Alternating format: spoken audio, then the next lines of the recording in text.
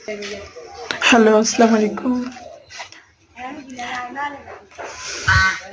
আমাদের বাগাই এলাকার এক পাউরি জামে মসজিদের অজুখানা নির্মাণের কাজ চলিতেছে। তো সবাই দোয়া করবেন। অজুর জায়গাটা খুব সংকীর্ণ ছিল এবং জরাজীর্ণ ছিল। তো একজন প্রবাসী লোক প্রবাস থেকে আর্থিক অনুদান দিয়েছেন, যার কারণে সঠিকভাবে কাজ করানো হচ্ছে। তো